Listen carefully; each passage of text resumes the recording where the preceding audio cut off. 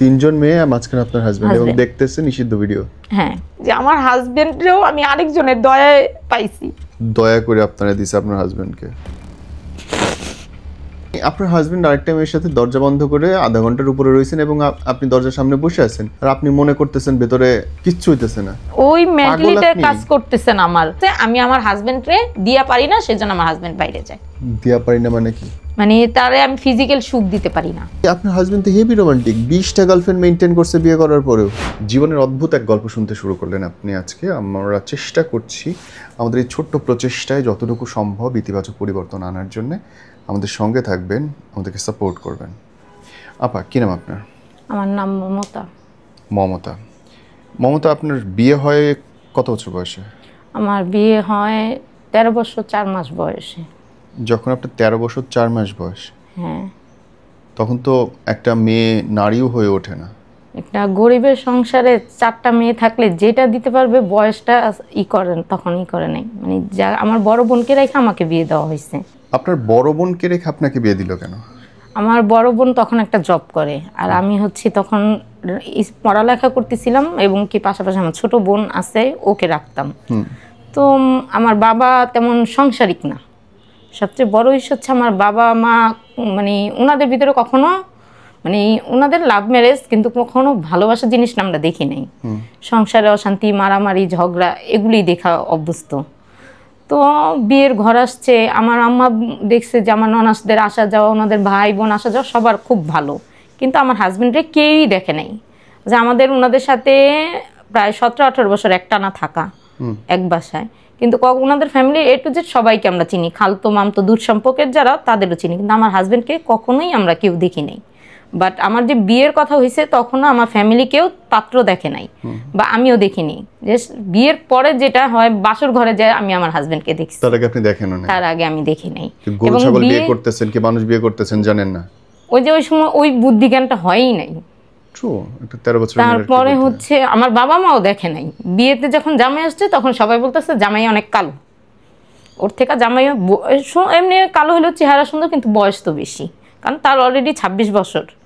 আর আপনার ডাবল বয়স? হ্যাঁ, ওনার 26 বছর রানিং, আমার 13 বছর 4 মাস, ডাবল বয়স পুরো। তারপরে যাই হোক বিয়ে হয়েছে, গেলাম শ্বশুরবাড়িতে। শ্বশুরবাড়িতে তো মনে করেন আমার বাবা মাকে বলা হয়েছে আমার হাজবেন্ড কখনো আমার মানে আমার বাবার বাড়িতে একবেলা ভাতও খাইতে আসবে না, কারণ আমার মা গার্মেন্টস চাকরি করতো। আমার ছোট বোনটাকে আমার নানি বাড়ি দিয়ে দেওয়া হয়েছে। তো আমাদের ঘরে এরকম কেউ নাই জামাই আদর করে কেউ খাওয়ানোর মতো, বা ওই পরিবেশটা আমার মা কখনো তার ইয়ের থেকে পায় নাই যে আরেকজন করবে, একটা শিক্ষার ব্যাপার আছে। তো যাই হোক আমার মা ডাইরেক্ট বলছে যে আমি একবেলা ডাইল ভাতও খাওয়াইতে পারব না। তো আমার ননাস বলছে যে আমার ভাইরা ঘরে ভাত খাওয়ার সময় পায় না, আপনাদের ঘরে ভাত খাইবো কারণ কিচ্ছু লাগবে না, খালি মাইয়া দিবেন। তো সেই কথায় যাই হোক আমার হলুদের দিন আমি জানি আমার বিয়ে, কারণ বড় বোন রেখে বিয়ে দিবে এটা তো কখনো পসিবল না। তো যাই হোক বিয়ে, তখন আমি বিয়েতে যখন অমত ছিল সবাই বলছে এখন যদি বিয়েতে আমি করি তাহলে আমার মা আত্মহত্যা করবে, এই সেই, মানে পাড়া প্রতিবেশী যারা ছিল তারা আমার মেন্টালি ভাবে এইভাবে করছে। তো মার প্রতি সব সন্তানই দুর্বল থাকে, যত আমরা মেয়ে, আর মার কষ্টটা তো আমরা ছোটোর থেকেই দেখে আসছি। আমি 7 বছর পর্যন্ত আমার নানি বাড়িতে বড় হয়েছি। 7 বছরের পরে বাবা মা নিয়ে আসছে যে অন্তত পক্ষে আম্মা ডিউটি করে ডাল ভাতটা যাতে রান্না করে রাখতে পারি। তো মা বাবার সাথে আমার 4-5 বছর থাকা, তো সেক্ষেত্রে যাক মা যেভাবে বলছি সেভাবেই করছি। শ্বশুর বাড়িতে গেছি, যাওয়ার পরে বাবার বাড়ির থেকে ল্যাপতোষক দিল না কেন, খাতা বালিশ দিল না কেন, তারপরে কিছু দিল না কেন। সব ভাইরা নিজেদের পছন্দ মতো বিয়ে করছে। ছোট ভাই আমার হাজবেন্ড মানে ওনারা 11 ভাই বোন, 11 ভাই বোনের মধ্যে আমার হাজবেন্ডই 11 নাম্বার। তো ছোটবেলায় নাকি একটা ভাই মারা গেছে যে মেজু ছিল, আর আমার বিয়ে অবস্থায় 10 জনই ছিল। তো ছোট ভাই আদর করে করছে, কিছু না চাইলে আরো বেশি দিতে হয়, মানে সবসময় এই মেন্টালি টর্চারটা তারা আমার করতো, ফ্যামিলির ডাইরেক্ট বলতো না, কিন্তু আমার এই টর্চার করতো। তা আমার যখন বিয়ে হয়েছে তখন আমার হাজবেন্ডের বেতন 2200 টাকা। তো বিয়ের অনুষ্ঠান করছে, এটার জন্য অফিস থেকে কিছু লোন নিয়েছিল, ওই লোনটা কাইটা রাখে। তো আমাদের তো আর খরচ হয় না, দুজন হাজবেন্ড ওয়াইফের যে খরচ সেটা আমি আমার শ্বশুর শাশুড়ির সাথে থাকি, শ্বশুর শাশুড়ি মেজু ভাসুরের ছেলে, মানে তাদের সংসারের যাবতীয় কাজ, ধোয়া পাকলা, বাচ্চাদের হাগা মোতা সোচা খাওয়া সম্পূর্ণ আমি করি। শুধু আমার জাল রান্না করে, শ্বশুর বাজার করে, শাশুড়ি সকালে নাস্তার করে, আর A to Z সব আমার। তো এরকম সবসময় তার শরীর এক থাকে না, কিন্তু আমাকে করতে হবে। একদিন এটা নিয়েও একটা কথা কাটাকাটি হয়েছে। আমার ননাসের মেয়ে বলতেছে, যে ননাস আমাকে নিচ্ছে, সে বলতেছে যে ওর জামাইয়ের ইনকাম কম। একজন বলছে যে ও সারাদিন তো মমতাই কাজ করে, কুদ্দুসের বউ তো কিছুই করে না। কুদ্দুসের বউর ইনকাম বেশি, কুদ্দুসের বউ পাও তুল্লা বৈশা খাইব। ওর জামাই ইনকাম কম, ও গায়ে গতরে খাইটা এটা পোষায় দিব। এই কথাটা শুনে না খুব কষ্ট লাগছে। তারপরেও মনে করেন বিয়ে হয়েছে পড়তে আমি জানতাছি এর কাছ থেকে ওর কাছ থেকে, নতুন বউ, আমি তো আর ওই এলাকায় কখনো চিনি না। আমার মগবাজার থেকে আমার বিয়ে হয়েছে বাড্ডাতে, মেরুলে। তো বাইরে বের হওয়া, এটা আমরা কখনো এই রাস্তায় বের হয় মেয়েরা, এই জিনিসটা আমার, কারণ আমি যেখানে বড় হয়েছি, মানে আমার সমবয়সী কেউ ছিল না যে একটা চঞ্চলতা, কথাবার্তা এরকম। আমি দেখতাম, চলতাম ওই 2 বছর 3 বছর। আমার ছোটোর থেকে বাচ্চা অনেক পছন্দ, ওই বাচ্চাদের সাথে খেলাধুলায় আমার সময়টা কাটছে। তো সেক্ষেত্রে বের হব বা কেউ চিনবো জানবো এরকম কোনোই নেই। কিন্তু ওর ভাগিনা, ও মানে 4-5টা ভাগিনা প্রায় আমার সেম বয়সী, কারণ ওরা সবাই ক্লোজ। তো ওদের কাছ থেকে শুনতাম মামা যে ছেলের মেয়েরে পছন্দ করে এখন ওই মেয়ের সাথে সম্পর্ক আছে, এদিক দিয়ে ফ্যামিলি দেয় না নেয় না, এরকম একটা টর্চার হচ্ছি, গায়ে গতরে খাইটা কইরা দিতে হইব। তারপর ওদিক দিয়ে স্বামী যে আমার একটু সময় দিবে, একটা ভালো মন্দ কথা, কারণ একটা মেয়ে 13 বছর সংসারে গেলে যখন সংসারিক হয়, তার ভিতরে অন্যরকম একটা কাজ করে, চাওয়া পাওয়া কাজ করে। আমার হাজবেন্ড থেকে একমাত্র রাত ছাড়া, মানে ফিজিক্যাল সম্পর্ক ছাড়া মনে আমি কোনো সময় পাইনি। তারপর নর্মালি কোনো কথাবার্তাও তার সাথে আমার হইতো না। মানে সে যে দেখতে কেমন ওই সময়টা আমি তাও তারে চিনি নাই। আমার হাজবেন্ড আর হচ্ছে তার যে সেজু ভাই, মানে আমার 3 নম্বর ভাসুর, যে তার ফেস প্রায় সেম। মানে মাঝে মধ্যে আমি ধোকা খেয়ে যেতাম যে আসলে আমার হাজবেন্ড নাকি, এরকম একটা কনফিউশন। কারণ আমার হাজবেন্ড আমি ভালো করে দেখিই নেই। সে রাতের অন্ধকারে আসে, খাইলে খায়, না খাইলে নাই। মানে রাতের অন্ধকারে হাজবেন্ড আসতেছে, দিনের আলো হওয়ার আগে চলে যাচ্ছে। দিনের আলো, মানে শ্বশুর বাড়ি আমরা এক রুমে, আমার শ্বশুর শাশুড়ি আমরা এক রুমে থাকি, একটা পার্টিশন দিয়া। শ্বশুর শাশুড়ির সামনে তো হাজবেন্ডের দিকে ওইভাবে তাকানো যায় না, কথা বলা যায় না। আমি যে আমার হাজবেন্ডকে চিনবো ওরকমভাবেও আমি দেখি নাই। তারপরে যাই হোক, ওই সময়টা আমার বিয়ের অলরেডি 3 মাস হয়ে গেছে। তো নানানভাবে হাজবেন্ডের কাছ থেকে ওই হচ্ছি, শ্বশুর বাড়ির থেকে 19-20 হলে হাজবেন্ডে বলতেছে তোর বউ বাপের বাড়ি দিয়ায়। আমার হাজবেন্ডের কথা হলো, তোমরা বিয়ে করাইছো, তোমরা দিয়েতে করলে দিও, তোমরা রাখতে করলে রাখো। প্রায় দেখা যায় সকালবেলা, রাত্রে ঝগড়া হয়েছে, শাশুড়ি এই কথা বলছে, সকালবেলা আমার হাজবেন্ড বলছে তুমি রেডি হয়েও। তো রেডি হয়েছে, আমার শাশুড়ি যাইতে দেয় নেই, ঘরের কাজকাম লোক দরকার, হ্যাঁ গো, মানে কাজের লোক দরকার ছিল, ছেলেও বিয়ে করানোর দরকার ছিল। মানে এক ঢিলে 2 পাখি মারছে এদের ব্যবহার, আমি যেটা বুঝলাম। মানে কাজের বুয়া আনছে আপনারে। হ্যাঁ। তো যাই হোক, ওইভাবে আমি বিয়ে যখন 3 মাস, তখন এই জিনিসগুলি নিতে পারতেছি না। কারণ বাবা মার সংসারে কষ্ট দেখে আসছি, এখানে এসে আরেক কষ্টে পড়ে গেছি। তো এটা বাবা মারে বলতেও পারতেছিলাম না। তো কষ্টের থেকেই, মানে আমি মগবাজার থেকে যে গাজীপুর যাব সেই বুদ্ধিটা আমার হয় না। আমি মগবাজার থেকে রামপুর আসছি রিক্সা দিয়া, রামপুরার থেকে মৌচাক হাইটা আসছি, মৌচাক থেকে আবার মগবাজার মোড় হাইটা রিক্সা আসছি, ওইখান থেকে বাসে উঠে তারপরে আমি গাজীপুর গেছি। মানে আমার ওরকম রাস্তাঘাটে চলার মতো কোনো ছিল না। গাজীপুর গেছি, গাজীপুর তো আমি আমার হাজব্যান্ডকে আবার অফিসে ফোন দিয়ে জানাই গেছি, হাজব্যান্ড ছিল না, অফিসে ফোন দিয়ে জানাই গেছি যে আমি গাজীপুর চলে যাইতাছি। কার সাথে বা কি এটা নিয়ে অফিসে অন্য কেউ ফোন ধরছে, এজন্য ওইটাই বলছি যে আমি গাজীপুর গেছি, উনি আসলে বললেন। তো আমার হাজব্যান্ড বাসায় যায় আর খোঁজাখুঁজি করে নেই, কিন্তু এদিক দিয়ে আমার শ্বশুর শাশুড়ি খোঁজাখুঁজি করছে। দুপুর টাইমে নিরিবিলি অবস্থায় আমি বের হয়ে আসছি। তারপরে হচ্ছে ওনারা এটা খোঁজাখুঁজি, আমার হাজব্যান্ড আসছে, কি উত্তর দিবে, বউ কই, তারা বিয়ে করাইছে। তো সেক্ষেত্রে আমার শ্বশুর শাশুড়ি বলতেছে হচ্ছে যে কিরে তোর বউ যে নাই, রাইতের কয়টা বাজে তুই খোঁজ নিলি না? কয় কে, ও তো গাজীপুর গেছে না। কয় ও গাজীপুর গেছে, তুই জানলি কিভাবে? পর বলতেছে ও গাজীপুর গেছে, কে ও বাসার থেকে কেউ আহে নাই? কয় না, তোর বউরে তো আমরা এরকম দুপুর থেকে খুঁজে পাই না। পরে এই খোঁজাখুঁজি করে আমার আম্মার কাছে আমার শ্বশুর আমার ননাস গেছে, যায় ওনারা নালিশ দিল। নালিশ দেওয়ার পর আমার আম্মা গাজীপুর যে আমাকে ইচ্ছা মতো পিটাইলো আমি কেন আসলাম। কিন্তু আমি যে বলবো কেন আসলাম এই জিনিসটা আমি মানে বলতে পারতেছি না, ওই বুদ্ধিটা আমার কাজ করতেছে না যে কিভাবে বলবো কি হয়েছে। তারপরে যাই হোক, আমার নানি আর আমার আম্মা আবার বুঝাই শুনে দিয়ে এলো। সেখানে আমার শাশুড়ি, আমার ননাস আর ননাসের মেয়ে, তাদের সাথে কিন্তু আমার কোনো কথা কাটাকাটি কিছুই হয়নি। মানে A to Z ফ্যামিলি সবার পায়ে ধরে মাপচা হয়েছে। ননাস, ননাসের মেয়ে, ভাসুর, ভাসুরের বউ, শ্বশুর, শাশুড়ি, এবং কি এলাকার বাইরেই আমার মেজো ননাস থাকে, সে আসছে, তারও পায়ে ধরে মাপচা হয়েছে। কেন? আমি চলে গেছি, এটাই আমার অপরাধ। এবং কি ওই বাড়িতে যারা ভাড়া থাকে তাদের কাছে আমার মাপ চাওয়া হয়েছে, এরকম কাজ যাতে আমি সেকেন্ড বার না করি। কে মাপ চাইতেছে? আমার মা, আমার নানি। আমি নতুন বউ চলে গেছি, তাদের মান সম্মান হানি হয়েছে। তারপরে যাক দিয়ে গেল, মানে আপনারা শুনতেও চাইলো না যে আপনার সাথে না। কি হয়েছে? এখন পর্যন্ত আমার বাপ মা শুনতে চায় না যে আমার লাইফে কি হয়েছে, বা আমার এখন এত অ্যাক্সিডেন্ট হচ্ছে। আমার মার এক কথা, আমার বাবার মতো পুরুষ নিয়ে যদি আমার মা খাইতে পারে তাহলে আমিও খাইতে পারবো, আমার খাইতে হবে। একটা নারীর বিয়ে কয়বার হয়? এক জামাইয়ের কাছে 2 বার বিয়ে হওয়ার পরে একটা নারী আবার কি এইভাবেই, এটাই কপাল নিয়ে আসছি। যাই হোক, তারপরে এইভাবে সংসার চলতেছে, সংসারে অশান্তি।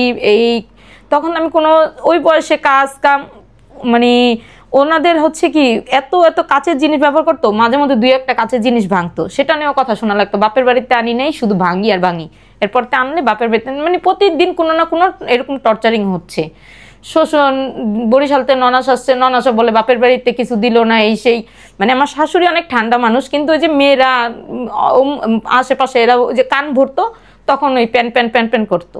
আর একটা মানুষের একটা কথা শুনতে শুনতে একটা বিরক্ত এসে পড়ে। তা আপনি যদি 1 দিন 2 দিন 3 দিন 4 দিন, তখন তো আপনি একটা উত্তর দিবেনই। তখন একদিন আমি উত্তর দিচ্ছি, আমার হাতে থেকে একটা প্লেট ভরা ভেঙে গেছিলো রোজার ভিতরে। তা আমার ভাসুর শ্বশুর মানে শ্বশুর বাড়ির সবাইকে দাওয়াত দেওয়া হয়েছিল, তখন কাছের জিনিসগুলি আমি ধুইছিলাম। তো ওইখানে কাছের জিনিসটা ভেঙে গেছে। পর আমার শাশুড়ি বললো কি সারাদিনই ভাঙতে থাকে, ভাঙতেই থাকে।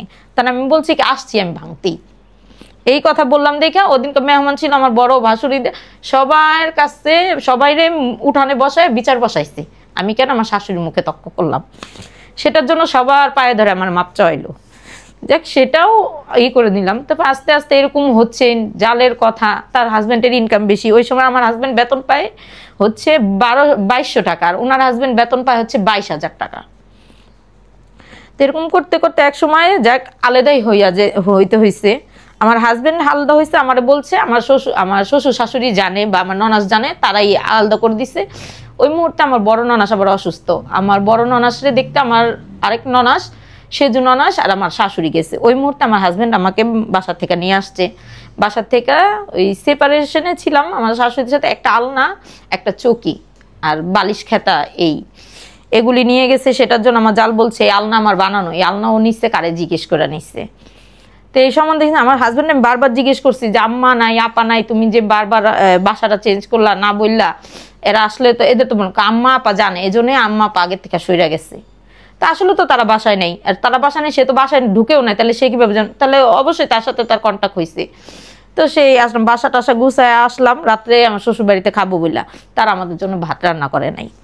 তো আমার ননাসে অনেক বকাবকি করলো, গালাগালি করলো, আমার শাশুড়ির পা ধরে মাপ চাইলো, তারপর ভাত দিছে। কিন্তু ওই পজিশনে মানে তারা এরকম একটা ইস্যু করছে, গলা দিয়ে আর ভাতটা নামতাছিল না।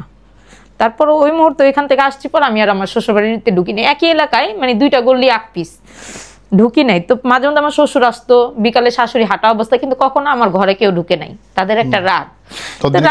বেবি হয়ে গেছে? না না, বেবি হয়নি।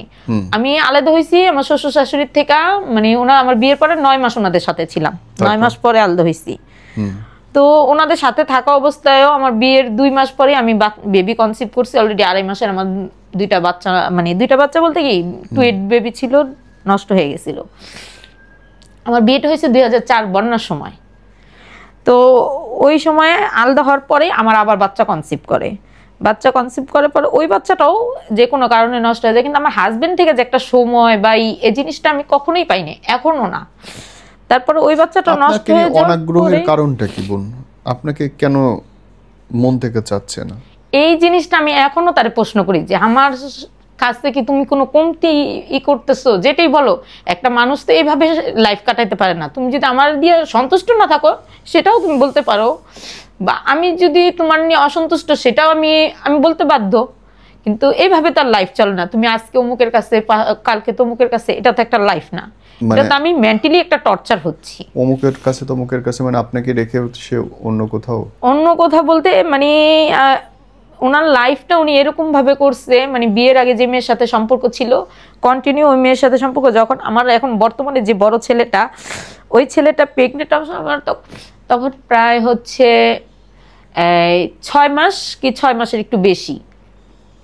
আমি বিকেলবেলা, আমার হাজবেন্ড তেমন একটা বাসায় আসে না, মানে একবার রাত্রে 9টা-10টা বাসায় ঢুকে, ওনার ডিউটি শেষ হয় 5টা বাজে। উনি মাঠে খেলাধুলা, বন্ধু বান্ধব নিয়ে করে। কিন্তু যে মুরব্বীদের কাছে শুনতাম যে ভালোবাসার যদি টান থাকে, সে সারাদিন যাই করুক রাত্রে তোমার কাছে আসতে বাধ্য। এই মনের ভিতরে এই জোরটা ছিল যে যাই করুক না করুক সে তো রাত্রে আমার কাছে আসে, বাসায় তো আসে। তো একদিন হচ্ছে ওনার সাথে যে মেয়ের সাথে আমি বিয়ের প্রায় সপ্তাহখানিক পরে ওই মেয়ের নিয়ে গেছে, ওই মেয়ের বাসায় নিয়ে গেছিল আমার দেখাইতে। তখন আমি জানি না যে ওই মেয়ের সাথে তার সম্পর্ক। মানে আপনাকে দেখাইতে নিয়ে গেছে এক্স গার্লফ্রেন্ডের কাছে? হ্যাঁ, এক্স গার্লফ্রেন্ডের কাছে। এক্স বললো না, এটা বর্তমানও আছে, সে এখনো বর্তমান আছে। তো ওই মেয়েরে তারা কেন বিয়ে করায় নাই বা কি, অনেক কিছু, মেয়ে অসুস্থ, অনেকের কাছে শুনছি মেয়ে হাঁপানি রুগী অসুস্থ, অনেকের কাছে শুনছি মেয়ে দেহ ব্যবসা করে, নানান মানুষের কাছে নানান রকম শুনি। এখন বর্তমানে মেয়ে ইয়াবা ব্যবসা করে। যাই হোক, সেটা তার পার্সোনাল, সে কি করে খাবে। কিন্তু আমার যে দেখাইতে নিছে সেটা আমি জানি না, কিন্তু যার বাসায় নিয়ে বসাইছে সে বলতেছে আমারে যে তুমি তো সব যাই না শুনেই মনার কাছে বিয়ে বসছো, মানে ওই এলাকার ওরা সবাই মনা নামে চিনে, মনার কাছে বিয়ে। কিন্তু ওই জিনিসটা আমার মাথায় একটু ও কেমন লাগলো যে সবকিছু যাই না শুই না, কারণ তার সম্বন্ধে আমি কিছুই জানি না, সবকিছু যাই না শুই না বিয়ে করছি। ওই মেয়ের আইনা দেখাইতেছে আমার, আমি যে একটা মেহমান গেছি আমার থেকে বেশি ওই মেয়েরে প্রাধান্য দেওয়া হচ্ছে। ওই বাসায় মেয়েটা থাকে, ওই মেয়েরে বেশি প্রাধান্য দেওয়া হচ্ছে। ওই মেয়ে যেভাবে জিজ্ঞেস করতেছে আমাকে সেভাবে প্রশ্ন করা হচ্ছে। জিনিসগুলো একটু কেমন। কিন্তু আমার শ্বশুরবাড়ির মানুষের সাথে তখন আমি এতটা ফ্রি না যে আমি জিজ্ঞেস করব যে আমাকে অমুক জায়গায় নিয়েছিল, অমুক কে বা তমুক কে, এগুলি আমার ওই না। যাই হোক, ওই সময়টাও আমি বুঝি নাই। তারপর যখন আলাদা হয়েছি, আলাদা হওয়ার পরে 2 দিন 1 দিন পরে ওই মেয়ে যখন অসুস্থ হইতো, আমার হাজবেন্ড বলতো কি ওরে যায় দেখে আসো, বাসার সামনে নিয়ে দিয়ে আসতো, দেখে আসো। কিন্তু সে নিজে আমার সাথে যায় ফেস হইতো না, উনিও যাইতো না, মানে একসাথে যাইতো না, সে আগে পরে যায় দেখা করতো। তো কে আপনাকে কেন যাইতে বলতেছে তাহলে, আর আপনি কেন যাচ্ছেন? এই জিনিসটা তো মাথায় খেলতো না তখন, যে আমি কেন যাচ্ছি বা কি, যে কেন যাবো এই প্রশ্নটা একদিন করছি। পরে কেন যাই বা পরিচিত, তোমার বাসা আসে, ওই যে বন্ধুত্বের মতো একটা পরিচয় করাই দিছে। এলাকার ছোট থেকে বড় হয়েছে, সবাই তারে চিনে, একটা ছোট ল্যাংটা বাচ্চাও তারে চিনে, মানে সে এতটাই ফেমাস এলাকায়, খুব ভালো মানুষ, মানে এখনো সে ওই এলাকায় একটা ফেরেস্তা। আর ফেরেস্তার আচরণ, মানে সে শুধু আমার সেই এমনকি আমার যে প্রমাণ দেখাই, প্রমাণ দেখা মানুষ যখন তারে প্রশ্ন করে, সে এমন ভাবে আপনাকে বলবে, মানে আপনি যে নিজের চোখে আপনি দেখছেন তার একটা নোংরা জিনিস, আপনি নিজের চোখকে অবিশ্বাস করবেন, কিন্তু তার কথা আপনি বিশ্বাস করতে বাধ্য। আপনি কখনো মানে চোখে দেখছেন তার কিছু? হ্যাঁ, এরকম অনেক কিছু আমি কি দেখছি, দেখছেন? যে সে আমার সামনেই, মানে আমি যে ঘর থেকে বেরোছি তার পিছে সে এটা দেখে নাই। সে দেখা গেছে দৌড় দিয়ে, যে হয়তো ওয়াশরুমের থেকে আসছে, একটা মেয়েরে দেখছে ওয়াশরুমে যাইতে, দেখা যায় রুম থেকে দৌড় দিয়ে যায়, ওই মেয়ে বের হয়েছে, ওই মেয়েরে যা জড়ায় ধরছে। হ্যাঁ, ওই মেয়েরে যা জড়ায় ধরছে, সে ওই মেয়ে ওর থেকে অনেক সিনিয়র।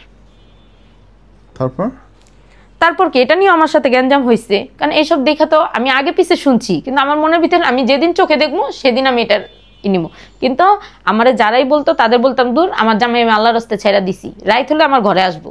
কিন্তু এটা আমি সামনে আমার জামাইয়ের ছোট করি নাই, কিন্তু আমি রুমে কিন্তু আমার হাজবেন্ডে সবসময় বুঝাইছি।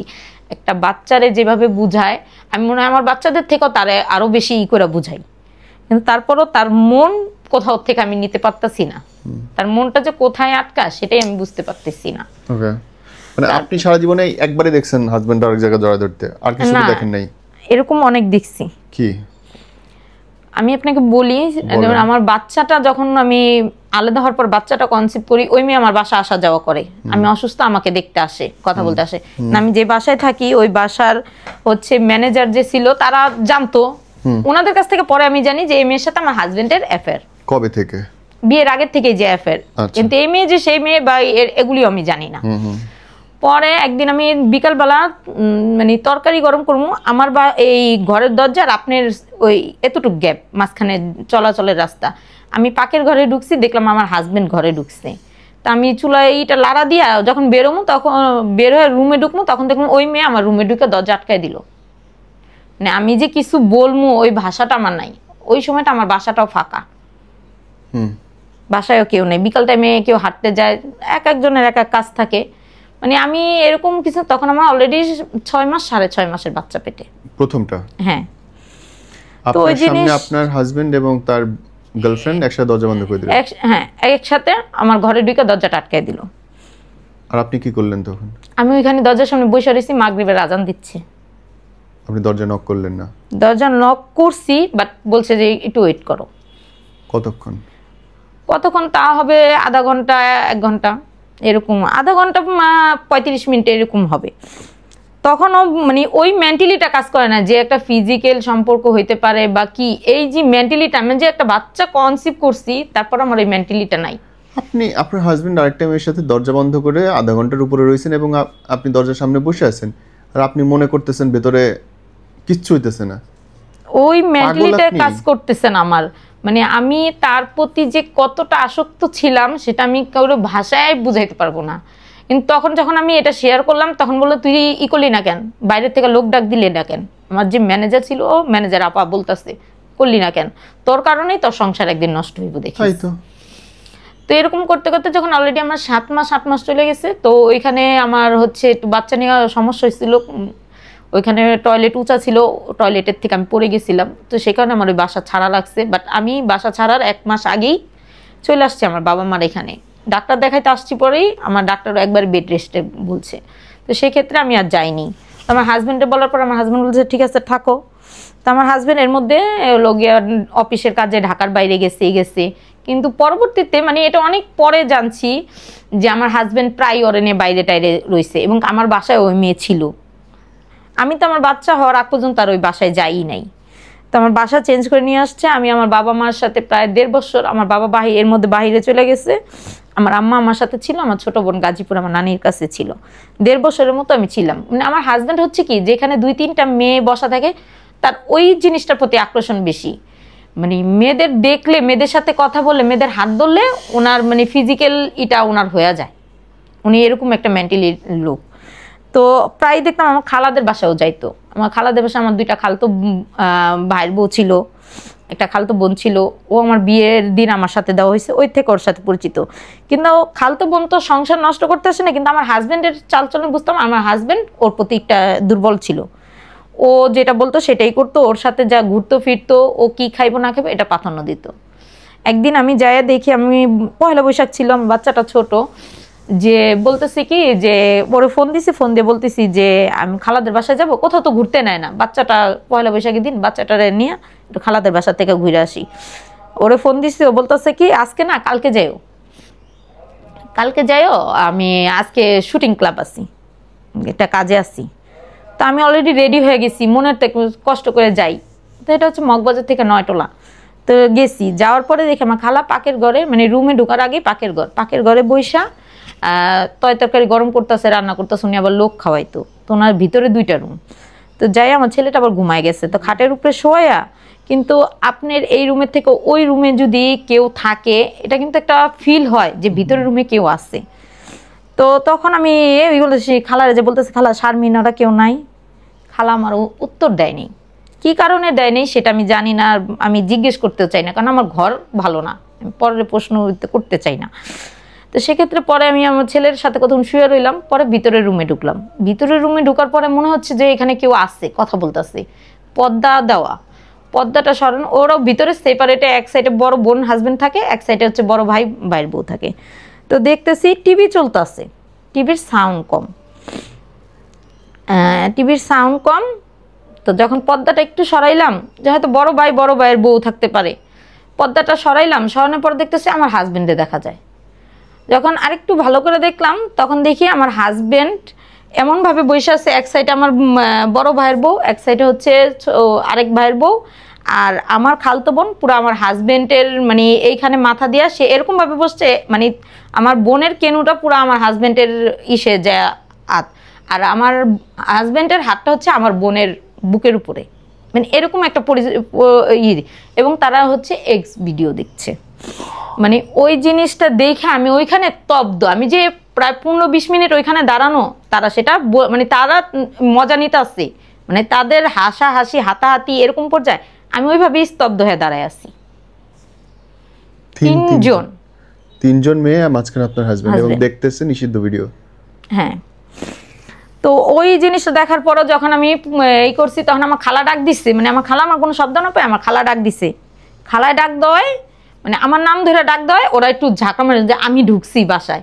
কিন্তু আমি যে আরো 1 ঘন্টা আগে বাসায় ওইখানে আধা ঘন্টা 15 মিনিট ধরে আমি ওইখানে দাঁড়ানো, এই ইটা ওদের নাই।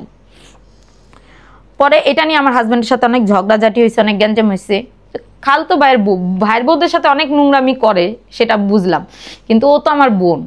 তুমি ওর যেই পজিশনে দেখলাম, তাহলে ও তোমার প্রতি আসক্ত, তাহলে তুমি এত নোংরামি না করে তুমি বিয়েই করো। এটা নিয়ে আমার খালার সাথে একসময় আমার অনেক কথা কাটাকাটি, মন মাল নিয়েছে। সবার কথা আমি আমার হাজবেন্ডকে সন্দেহ করি। আমার হাজবেন্ড বললাম না, আমার হাজবেন্ড সবার চোখে ফেরেস্তা। উনি সবার সাহায্য করে থাকে, টাকা দিয়ে, পয়সা দিয়ে, মানে নিজের সাথে দৌড়ায়, মানে সে কোনো হেল্প যে চাইবো সেই পাইবো।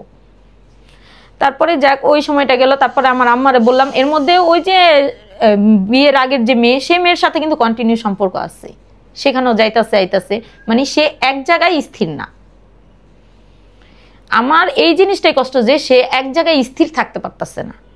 তারপরে গেল, ওইখানে গেল, তখন অলরেডি আমার বিয়ের 3 বছর, আমার বাচ্চা যাতে হচ্ছে 1.5 বছর হয়ে গেছে।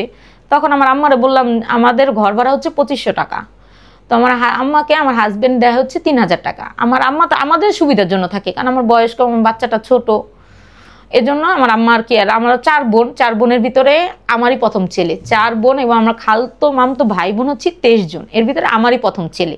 আমার ছেলে ফ্যামিলির সবার অনেক আদরের, এজন্য আমার আম্মা হাঁচেন। আমার বাবা যখন বাইরে গেছে, যতই কষ্ট হোক আমার সাথে থাকতে বলছে।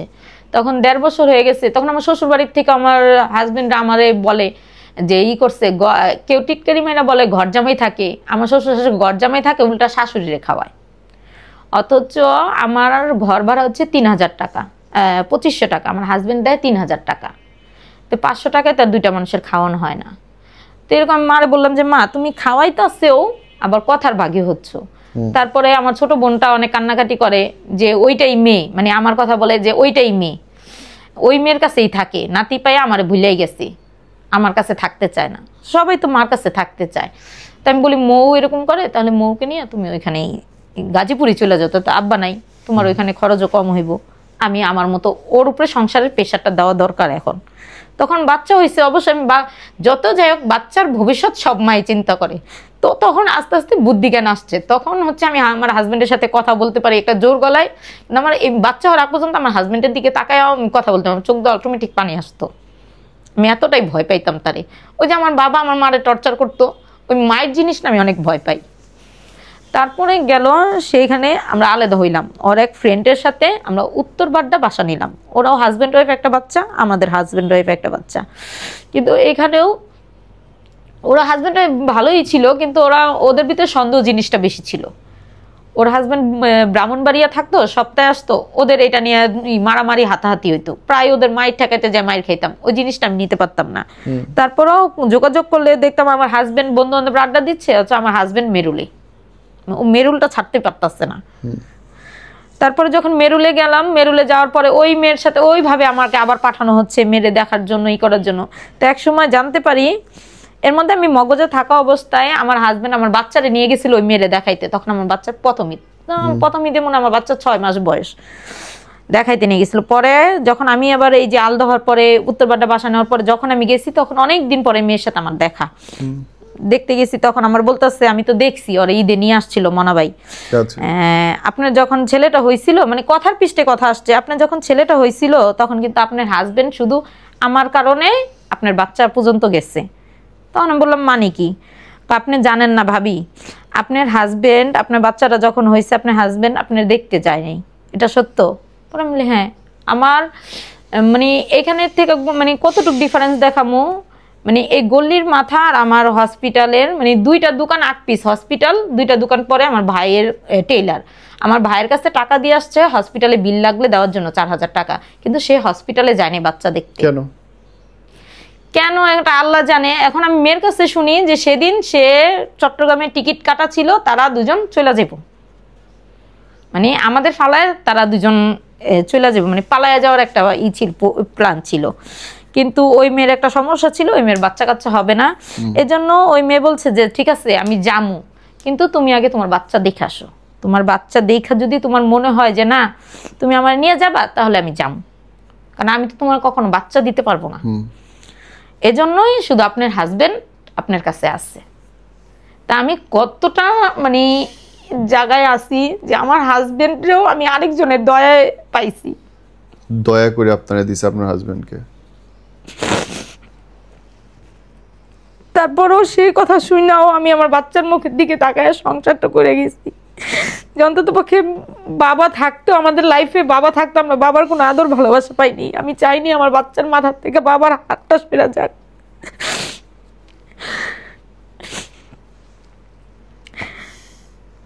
তারপরে যখন ওইখানে আসলাম, আমি এই কথাগুলো আমার হাজব্যান্ডে জিজ্ঞেস করছি। আমার হাজব্যান্ড কোনো উত্তর দেয় নাই, কোনো কথার হ্যাঁ না ভালো মন্দ আমি যে বলছি এটা মনে আর মাথা দিয়েই ঢুকে নেই, এরকম একটা করছে।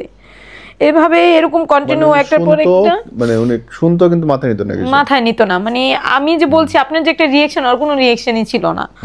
মানে আমার কথার কোনো, মানে আমি যে কথা বলছি এটাই মনে হয় ও জানে না।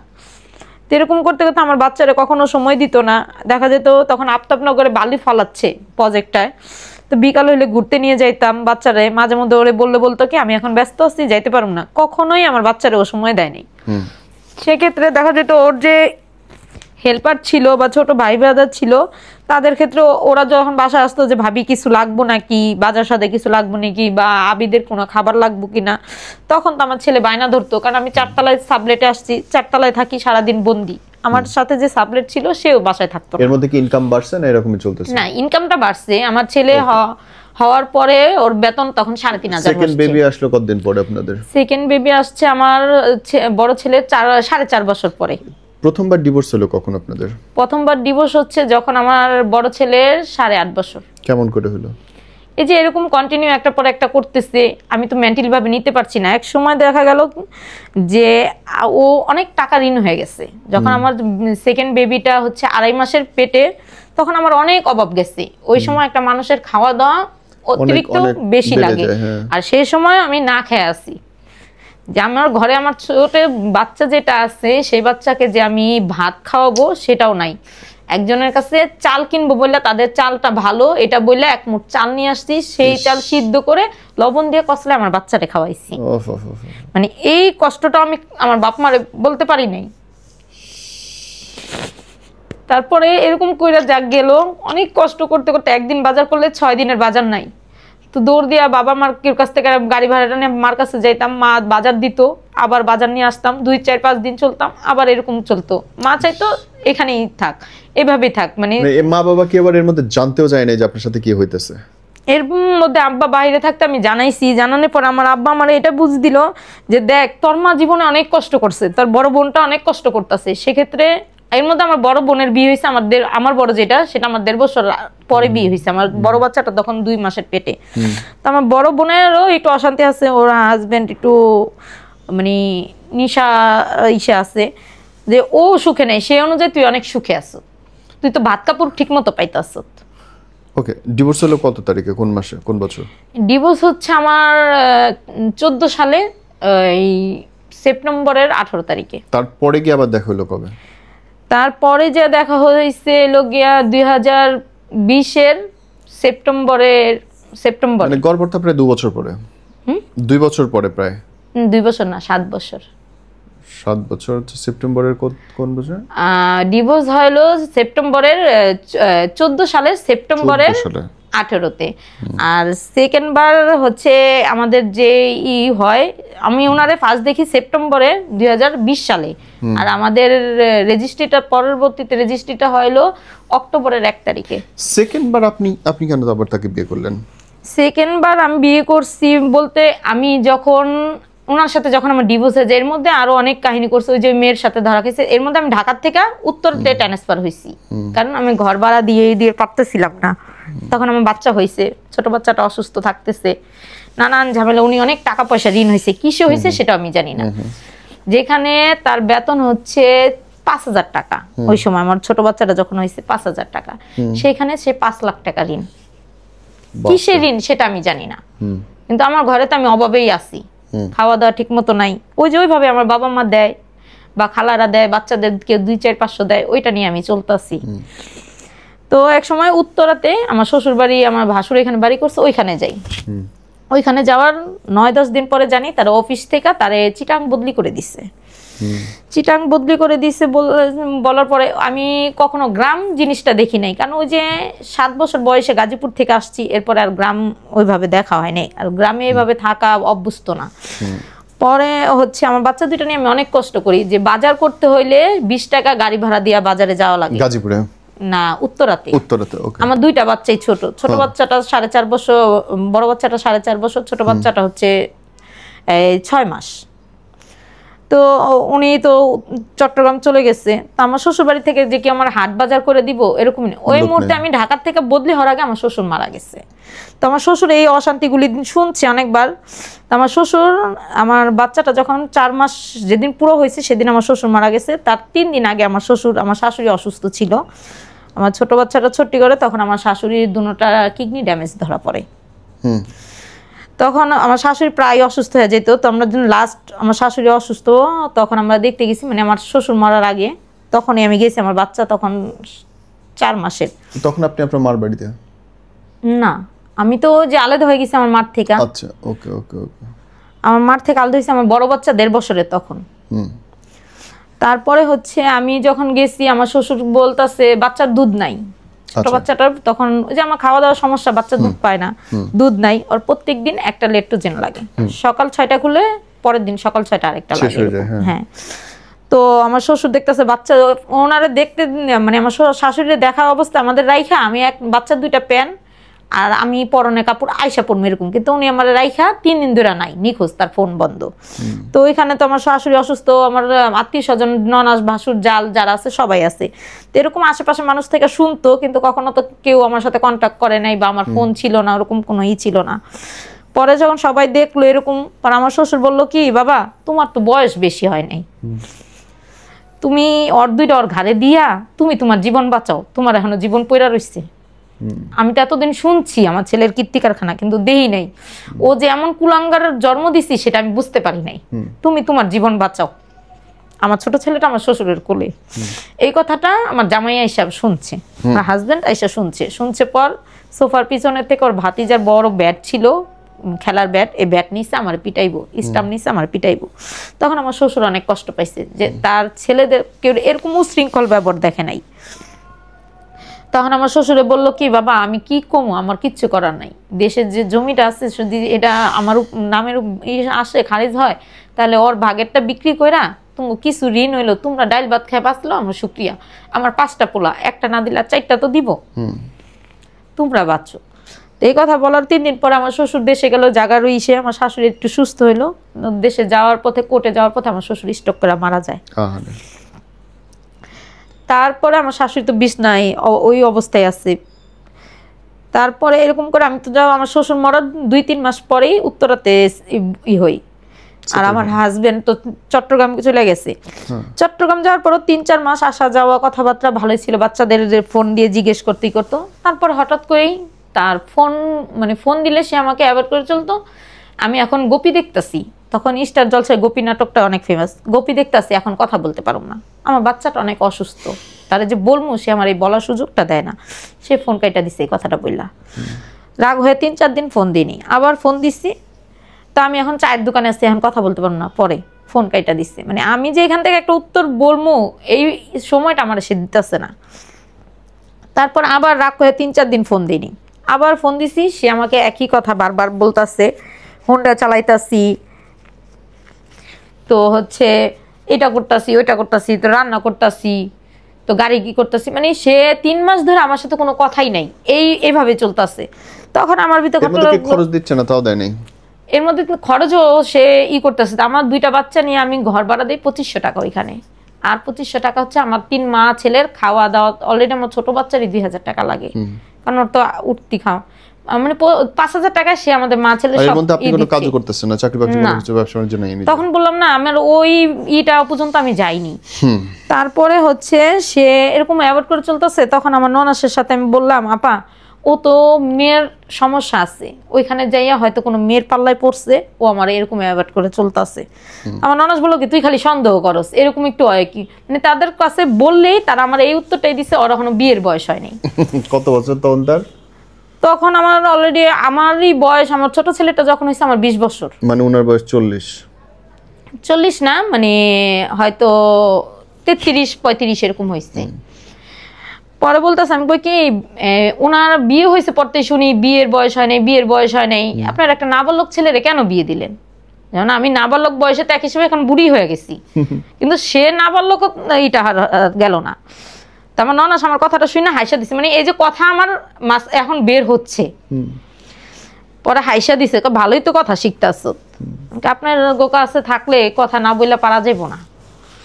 তো এরকম করে প্রায় তখন ওর কিছু বন্ধু বান্ধব আমার বাসা আসছিল যখন চিটাং বদলি হয়েছে কিছু। আপনি আমাকে ওইটা বলেন বোন, সেকেন্ড টাইম আপনি ডিভোর্স দেওয়ার পর আবার বিয়েটা কেন করলেন?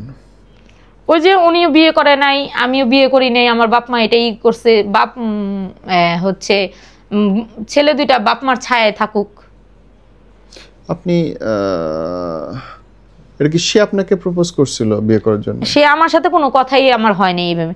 সে আমি যখন আমি এর মধ্যে বাহিরেও ছিলাম, বিদেশে গেছিলাম, হ্যাঁ 2 বছর বাহিরে ছিলাম জর্ডানে গার্মেন্টস বিষয়ে। ওকে। ওইখানে থাকার আমি আসার 1 বছর আগের থেকে ওনার সাথে কথা হয়, কারণ আমি ওনার ডিভোর্স দিয়ে আসছি, কিন্তু ওনার খোঁজ খবর আমি ঠিকই নিছি সে কি করতেছে, পেছন লেগেই আছেন যে জামাই কই করে কি করে। ওকে, তারপর যে কারণ তার 2টা বাচ্চা আমার কাছে, এক সময় তো তার বাচ্চা 2টা তার কাছে যাবে, সে কোন পজিশনে কোন পরিবেশে আছে সেটা বুঝে আমি এত কষ্ট করতেছি আমার বাচ্চাদের একটা ভালো পরিবেশ দেওয়ার জন্য, আমি হুট করে তো তার হাতে আমার বাচ্চা 2টা উঠাই দিতে পারি না। তো আমি কোনো না কোনো ভাবে বন্ধু বান্ধব কেটে না কেউ খবর ঠিকই নিতেছি। তো এক সময় ওর নাম্বারও কানেক্ট করলাম, এর মধ্যে কিন্তু আমি ওর প্রথম যখন ডিভোর্স দিয়ে আসি, এর মধ্যে আমি ডিভোর্স দিয়ে আসার পরেও আমার শ্বশুরবাড়ি এলাকাতেও ছিলাম, সেখানে চাকরি নিছি, সেখানে একটা ফ্যাক্টরিতে আন্দোলন হচ্ছিল, সেইখান থেকে আমার তো ওই আন্দোলনের হিসেবে বসে থাকলে হবে না, আমার তো ইনকাম সোর্স আমার বাচ্চা 2টা চালাইতে হবে। আমি কখনোই গার্মেন্টসে চাকরি করিনি, ওইটা আমার ফার্স্ট টাইম। 2015 সালে জানুয়ারি মাসে আমি চাকরিতে ঢুকি। তো ওইখানে আমি 2 মাস চাকরি করার পরে আন্দোলন শুরু হয়ে যায়। তো আমার কথা আমি এইখানে বসে না থাকি, আমার হচ্ছে চাকরি খুঁজতে হবে। তা আমি আমার আম্মার সাথে যদি জিনিসটা শেয়ার করি, আমার আম্মা বলবে যে আমার সংসার ভাঙছে, হয়তো আমি যে আমার বড় ছেলে মানুষ, আমার বড় বোনের জামাই হয়তো আমার প্রতি হইতে পারে, কারণ এটা অ্যাভেলেবেল হচ্ছে, সেক্ষেত্রে আমার মা আমাকে এখানে বাধা দিবে। আমার পজিশনটা তো আমি বুঝতেছি, আমার বাচ্চা 2টাকে আমার এই করতে হবে। সেক্ষেত্রে আমি যখন আমার বোনের সাথে কথা করি, বোনের সাথে কথা বললা আমি আমার বোনের সাথে ওই দিনকাই আমি সাভারে চলে যাই। সাভারে যাওয়ার পরে ওই দিনকাই বাসা টাসা ঠিক করে আমার ছেলের রাইখা, ওই দিনকে আমার ছোট ছেলে আমার আম্মার কাছে থাকে, আমার ছোট ছেলের মাথা ফাইটা গেছে, আচ্ছা মাথা ফেটে গেছে, 3টা শিলি পড়ছে। তো আমার বড় ছেলের ওই দিনকাই রাইখা পরের দিন থেকেই যে ক্লাসে ভর্তি করছি পরের দিন থেকেই সেকেন্ড সেমিস্টার পরীক্ষা, আমার বোনের কাছে রাইখা সব স্কুল বেতন নতুন ক্লিয়ার করে দিয়ে আমি আবার আমার বড় এই ছোট বাচ্চার এখানে আসছি। 15 দিন থাইকা ওর ড্রেসিং ঘাটা শুকায় তারপরে আমি যাই বাসা চেঞ্জ করে ওইখানে এই করলাম। তো ওইখানে যাওয়ার পরে ওইখানে একটা গার্মেন্টসে চাকরি নেই ইপিজেটে। আপনার হাজবেন্ড এখন আপনার বিরুদ্ধে কি কি অভিযোগ করে? বোন আমার হাজবেন্ডের কোনো অভিযোগ নাই। তাহলে কিসের কি? আমার হাজবেন্ড এখন হচ্ছে আমি এই ওই যে বললাম না, আমি বুঝতে পারতেছিলাম যে আমার হাজবেন্ডের সাথে সম্পর্কে জড়াইছে, আমি 1 বছর ধরে 1.5 বছর ধরে তার আমি এটা অ্যালার্ট করতেছি যে তার ভাবসাবে আমি আগের জিনিসটা বুঝতে পারতাছি, বা আমাদের আবার সেপারেশনে যাওয়া দরকার, অনেকভাবে বুঝাইছি। এমনকি এই রোজায় হচ্ছে 12 কি 13 রোজা আমার অফিস 2 দিন বন্ধ ছিল, তখন আমার হাজবেন্ডকে আমি বলতেছি যে আমি স্বপ্নে দেখছি, মানে আমি তো অলরেডি বুঝতেছি তার ভাবসাব, সে রাত্রে আমাকে সময় দিচ্ছে না, তার গায়ে হাত দিলে সে আমাকে বলতেছে যে আমি আজকে ক্লান্ত, তো আমি ক্লান্ত, তো আজকে পরিশ্রম বেশি পড়ছে, মানে সে আমাকে, অথচ সে আমার সাথে একই বিছানায় থেকে সে হাত ব্যবহার করতেছে ফোনে। কিন্তু মাঝে মধ্যে মনে হয় যে ভিডিও কলে কেউ আছে, মাঝে মধ্যে মনে হয় যে কোনো ভিডিও দেখতেছে এরকম। তো আমি তো চাকরি করি, কারণ সে আমার বাসায় থাকা অবস্থায় সে আমাকে সময় দিচ্ছে না, তারপর আর্থিক একটু সমস্যা আছে, তো ভাবলাম যে না, সন্দেহ জিনিসটা আনা যাবে না, কারণ আমি সন্দেহ জিনিসটা করে মেন্টালিটি টর্চার সেটা আমি হতে চাইতাছি না। তো আমি বললাম যে আমি চাকরি নেই, মানে বাসায় থাকা তার ব্যবহার আছে না, প্রতিনিয়ত মনে হচ্ছে আমি সুইসাইড করবো, নাহলে আমি ঘুমের ঘরে হয়তো স্ট্রোক করে মারা যাবো। তো আমার ছেলেদের বলতাম কি, বাবা আমি যদি বেশিক্ষণ ঘুমায় থাকি আমার ডাক দিও, বা নামাজের টাইমে উইঠা শুধু বিছনায় নামাজটা পড়তাম, উইঠা আবার শোয়া, এরকম পর্যায়ে গেছে আমি খাটেতে পা নামাইতে পারি নাই, মনে পাড়া দিলে আমার পা ভাঙা পড়ে যাবে, মানে এরকম একটা পঙ্গু অবস্থা আমি চলে গেছি। তখন এই করে দেখলাম যে না, হয়তো হাঁটা চলা, ডাক্তার বলতেছে হাঁটা চলা করা লাগবে, তো ওইভাবে বাসায় থাকলে হাঁটা চলাটা হয় না।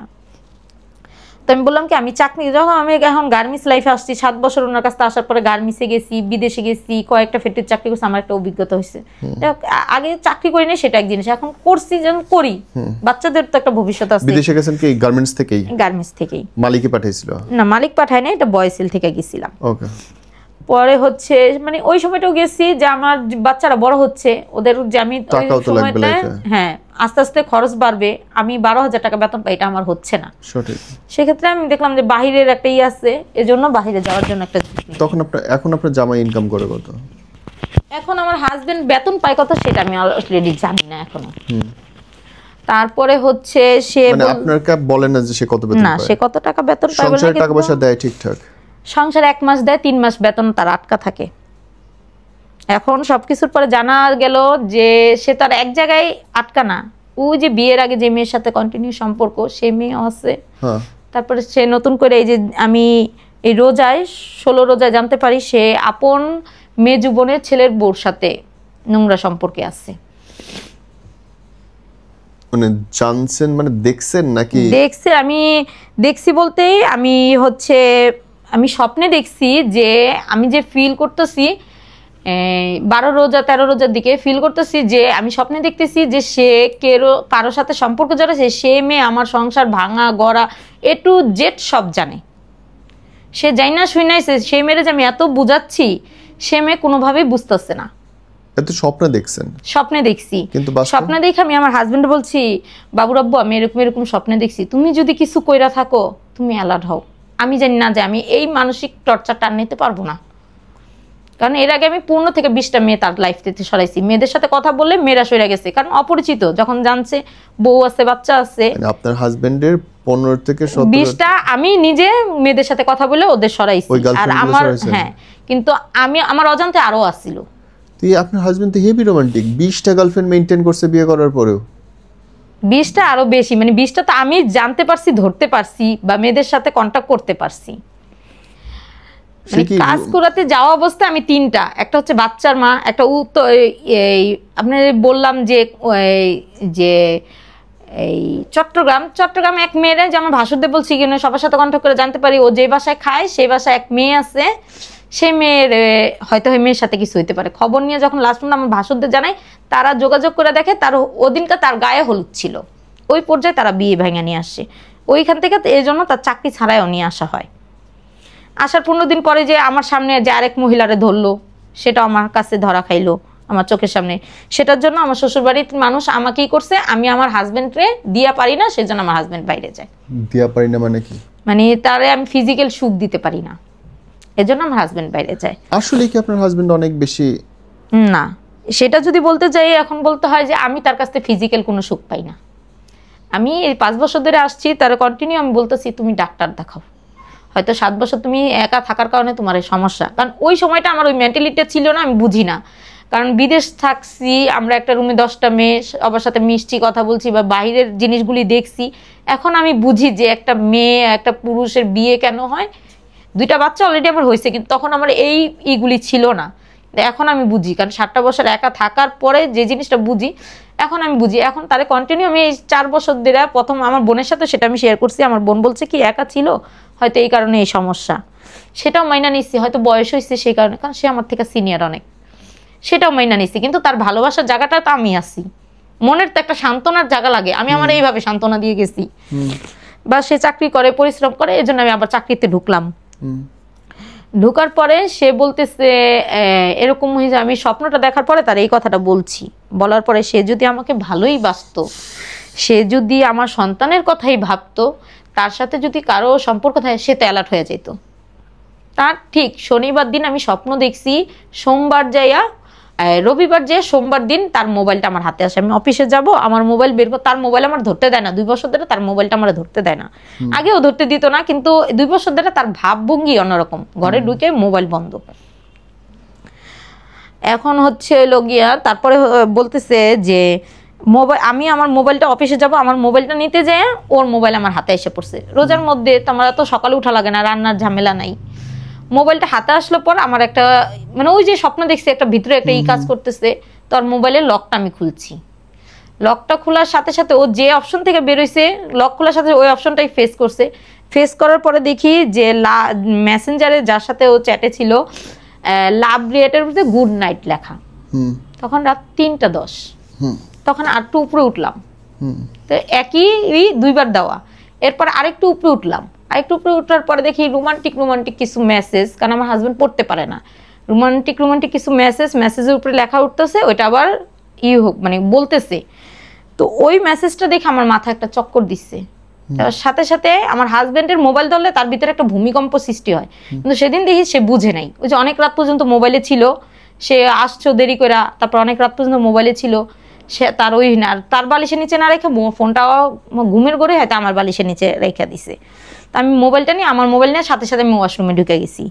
ঢুকে যতই উপরে উঠতেছি ততই রোমান্টিক একটা মেসেজ আছে, জান তুমি কি আমাকে নিয়ে টাইম পাস করতেছো না সত্যিই ভালোবাসো, শোনা বলো তো আই লাভ ইউ। মানে প্রতিটা কথার পিছতেই একটা করে আই লাভ ইউ উচ্চারণ আছে।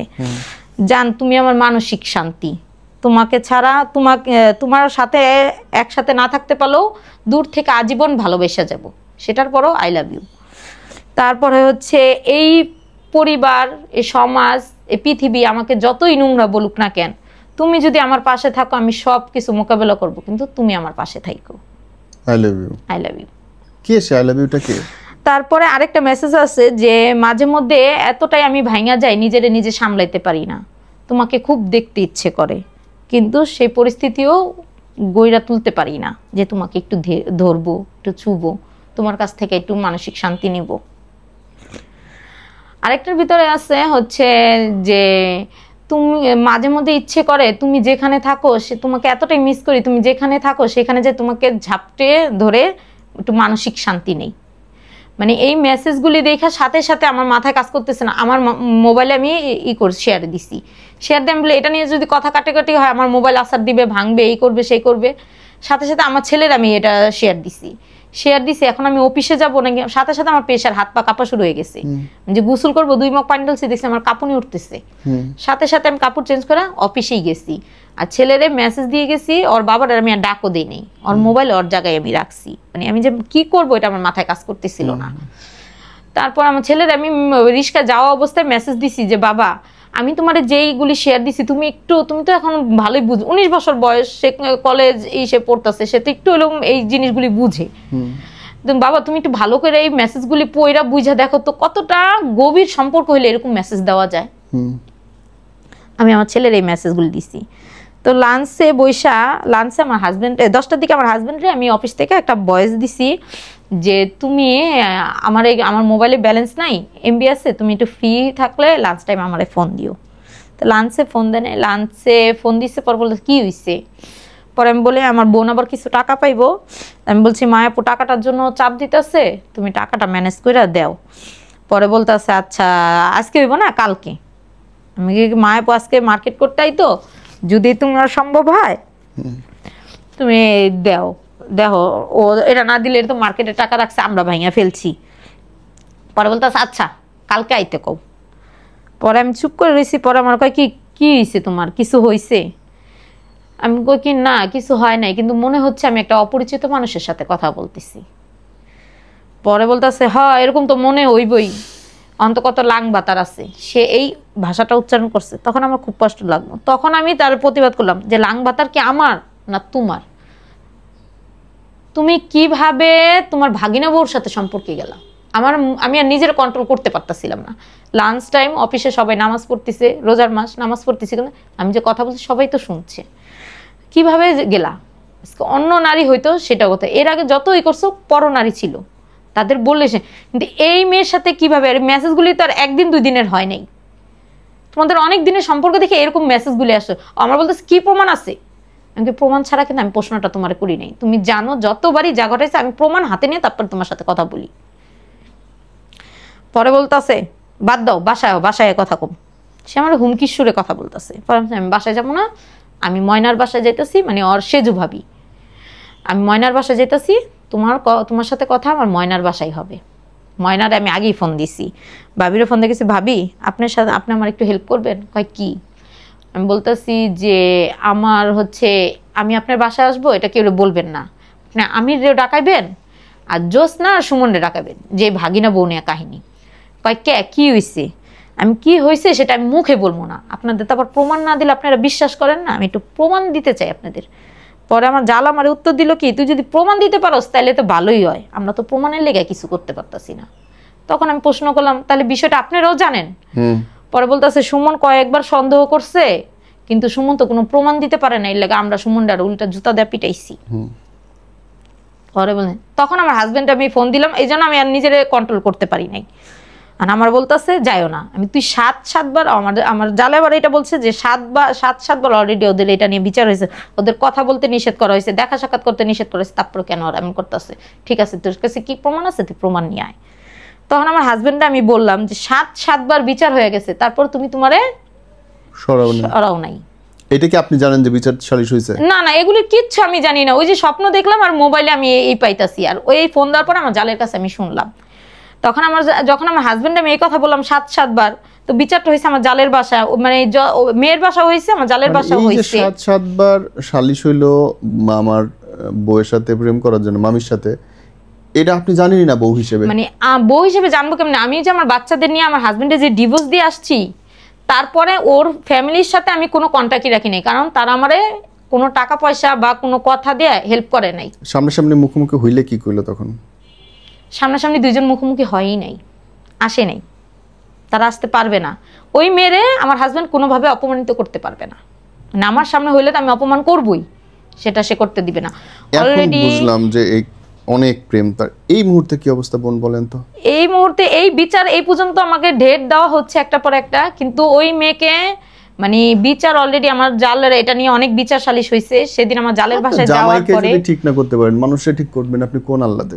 এইটাই তো, আমি তো আমার প্রতি আমি আঙুল উঠাই না, আমি তো আমার হাজবেন্ডের বারবারই করতেছি, আমার ঘর ভালো না। আপনি বলেন তো কেন আপনার হাজবেন্ড এরকম? এই জিনিসটা আমি বলতে পারতেছি না, এই জিনিসটা আমি বারবার আর প্রশ্ন করি যে কি কারণে তুমি এমন করো, তোমার অন্য মেয়েদের দেখলে কি ফিল হয় আমার সেটা বলো, আমারে দেখলে তোমার কি ফিল হয় আর ওদের দেখলে তোমার কি ফিল হয় তুমি আমরা সেটা বলো।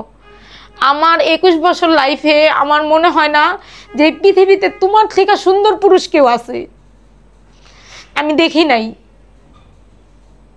আমার মনে হয় না যে তারে দেখার পরে যে একজনকে ভালোবাসা যায়। আমার লাইফে তুমিই একটা পুরুষ, যদি আমার লাইফে ভিলেন বলো সেটাও তুমি, আমার লাইফে যদি নায়ক বলো সেটাও তুমি, একটা সুদর্শন পুরুষ বলতেও তুমি।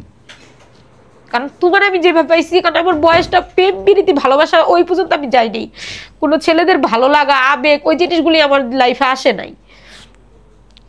কিন্তু তোমার কি ফিল হয় তুমি আমার সেটা বলো। আমি সারাটা দিন অপেক্ষা থাকি তোমার একটু হাসি দেখার জন্য, আমি যত অসুস্থ থাকি কিন্তু তুমি ঘরে এলে আমি একবারে ফরফরা। কিন্তু তোমার ক্ষেত্রে কি হয় আমার সেটা বলো, যদি আমার নিয়ে সমস্যা হয় তাহলে আমি আমার এই করবো। এটা তো একটা সংসার লাইফ না, এটা আমার বাচ্চারও টর্চার হচ্ছে, ঘরে নিত্য প্রতিদিনই একটা না একটা ঝামেলা যাইতেছে। কিসের কমতি বলেন তো বোন আপনার কাছে? আমি তো সেটাই তারে জিজ্ঞেস করি, সে আমার কাছে কিসের কমতি, আমি সেটাই তুমি তার কাছে না আমি শারীরিক সুখ পাই না, সামাজিক সুখ পাই না, আর্থিক সুখ পাই না, হচ্ছে মানসিক সুখ পাই। তারপর আমি কি মায়া তার কাছে পড়ে আসছি আমি সেটাও নিজে বলতে পারি না। সে কেন বারবার আমার জীবনটা এরকম করতেছে সেটাও আমি তারে বারবার বলতেছি, তুমি আমার নিয়ে সুখী না হলে তুমি চলে যেতে পারো। ও কখনো বলছে আপনাকে আমি এইভাবে চাই তোমাকে, তোমার এইটা নাই? না, এইভাবে করে হয় না, অনেকের অনেক পারভার্সন ইভেন থাকে। আমি সেটাও 21 বছর এটা বহুতবার, ওই 10 বছরের সংসারও জিজ্ঞেস করছি এবং এই রানিং 5 বছর আমি অনেকবার জিজ্ঞেস করছি। বরং আমি যে কমতিটা পাই সেটার জন্য ওরা আমি বারবার বলছি দেখো এটা লাইফ না, ওই সময় কাইটা গেছে, ওই সময় বুঝি নাই বা একটা বয়স ছিল, আর এখন আমার যে বয়সটা এই বয়সটা অনেক ক্রিটিক্যাল আমি মনে করি। কারণ এখন আমি যে একটা বয়স, আমি হয়তো বাচ্চাও না বৃদ্ধও না, আমি একটা মাঝামাঝি বয়সে আসছি। এখন আমি যেটা চাবো সেটা না পেলে আমার অনেক রকমের সমস্যা হচ্ছে আমি বুঝতে পারতেছি। তুমি ট্রিটমেন্ট করো, সে এই ফার্মেসি থেকে ওই ফার্মেসিতে 2-1 বার ওষুধ না খাইছে, কিন্তু আমি কোনো আমি কয়েকটা ডাক্তারের ওরে দিছি, সেটাও কোনোই হয় নাই। যাক গেল, তারপরে হচ্ছে আমার জালের বাসায় গেলাম, আমার হাজবেন্ড যাবে না। বোন বুঝছি যাবে না, আমরা 1 ঘন্টার উপরে শুট করছি, আমি এটা কন্টিনিউ করতে চাই না। লাস্টলি যদি আপনি বলেন যে আপনার লাইফ থেকে বোন এটা শেখার আছে, মানুষের কি শেখার আছে বলেন তো? যে একটা মানুষের একবার সুযোগ দিলে দ্বিতীয়বার তার সুযোগ দেওয়া উচিত না। তাহলে সে আমার মনে হয় আমার হাজবেন্ড আমার কাছে দ্বিতীয়বার আসছে প্রতিশোধ নেওয়ার জন্য, কারণ 7 বছরে তার বন্ধু বান্ধব আত্মীয় স্বজন কেউ তারে কোনো সাপোর্ট দেয়নি। আর আমার শ্বশুরবাড়িতে আমি যেমনই হই, আমার শ্বশুরবাড়িতে আমার কোনো ব্যাড রেকর্ড নাই, কিন্তু এখন এই মেয়ের সাপোর্টে সবাই। কারণ এই মেয়ে তো শুধু এই মেয়ে একা আসে নাই, এই মেয়ের কিছু মেয়ের সাথে যখন আমি কথা বলছি, মেয়েকে আমি হুমকিও দেনি ধমকিও দেনি, মেয়ের কিছু কথায় মেয়ে বলতেছে যে আমার হাজবেন্ড বলছে যে এই সম্পর্ক তো কেউ বিশ্বাস করবে না, কেউ বিশ্বাস করবে না, আর হচ্ছে হইলো তোরও সংসার হইব না, আমার সংসার হইব না, আমি কোনোদিন মমতারে ছাড়বো না। আমি মমতার 10 লাখ টাকা কাবিন দিছি, মানে আমাদের সেকেন্ড ইসে সে 10 লাখ টাকা কাবিন দিছে, সে ছাড়বে না। মানে বউ হিসেবে আপনাকে রাখবে, গার্লফ্রেন্ড হিসেবে আরেকজনকে রাখবে? গার্লফ্রেন্ড হিসেবে এই যে বললাম না, বেতন পায় 3 মাস 4 মাস পরে আমাকে এখন জানার হতে গেল যে আমাকেও দেয়, ওই মেয়েকেও দেয়, ভাগিনা বউকেও দেয়, 3 মাস 3 জনকে চালায়। এরপরে এই ঘটনার পরে আমরা এই ঝামেলা নিয়ে অনেক বিচার সালিশ হয়েছে, মেয়ের সাথেই করছি, আমার জালেরা বিচার সালিশ বকাবকি করছে। একটা বাজে প্রশ্ন উত্তর দেন আপা, আপনি নিজে হাতে অন্তত 20টা মেয়ের কাছ থেকে আপনার জামাইকে সরাইছেন, জামাইয়ের সঙ্গে শারীরিক কোনো শান্তি নেই, আপনার পারিবারিক কোনো শান্তি নেই, সামাজিক স্বীকৃতি নেই, অর্থনৈতিক তৃপ্তি নেই, কেন আছেন? এই জিনিসটা আমি বুঝতেছি না যে আমি কেন আসছি, কি মায়া ওর ভিতরে আমি পাইছি, আমি সেটা ওরে কতটা ভালোবাসি সেটা আমি ভাষায় প্রকাশ করতে পারবো না, যে ওর জন্য আমি সব স্যাক্রিফাইস করতে পারি, কিন্তু আমি ছাড়া ব্যতীত দ্বিতীয় নারী এটা আমি নিতে পারতেছি না। তাও একটা জায়গায় হয়তো আমি বুঝতাম যে আমার যদি শারীরিক সমস্যা থাকতো সেক্ষেত্রে আমি মনে বুঝাইতে পারতাম যে আমি আমার স্বামীরে দিতে পারতেছি না সেজন্য গেছি, কিন্তু সেটাও তো না, আমি আমার কি দিয়ে বুঝাবো? এখন কন্টিনিউ তার সাথে আমার সাথে দ্বন্দ্ব চলতেছে। জানি না আমি কি বলবো, শুধু যারা দেখতেছেন তাদের জন্য বলবো যে ভুল শুধরানোর জন্য অনেক লেট করতে হয় না। এইখানে আমি 2টা কথা বলি ভাইয়া, শেষ করেন। ওই মেয়ে আমাকে মানে ওর ভাগিনা বউ ওর সাথে যখন কথা বলছি, ও আমাকে বলতো টাকা পয়সা নিয়ে লেনদেন, সেক্ষেত্রে বলতেছে আমির মামা আমার বিয়ের আগের থেকেই পছন্দ করে, আমি ওয়াইফ। অথচ যে আমার বাচ্চা বললাম যে 6 মাসের যখন আমার বাচ্চা, আমার হাজবেন্ড এই গার্লফ্রেন্ড নিয়ে আসছে, ওই বাসায় ওই মেয়ে থাকতো, ওই মেয়ে আমার একটু যেটা আমার সংসারে সুখ শান্তি অশান্তি সবই ও নিজের চোখে দেখছে। আমার বাসায় আসা যাওয়ার পর্যায়ে ভাগিনার সাথে সম্পর্ক করে বিয়ে হয়। এখন ওই মেয়ে বলতেছে যে ভাগিনার কাছে বিয়ে বসছে, আমার হাজবেন্ডের কাছে বিয়ে বসতে পারে নাই বললা। আমার হাজবেন্ড আমার ভাগিনা নেশা করে, তার যাই না ও বিয়ে বসছে, জানি আমিরের কাছে ও থাকতে পারে। অথচ ওই মেয়ে অলরেডি ছেলে মেয়ে বিয়ে দিছে, ভাগিনার ঘরে ছেলে মেয়ে বিয়ে দিছে, মেয়েরও মনে হয় এই মাসে ডেলিভারি ডেট না হয়েছে, আমি সেটা জানি না। গজব পড়ুক আল্লাহর।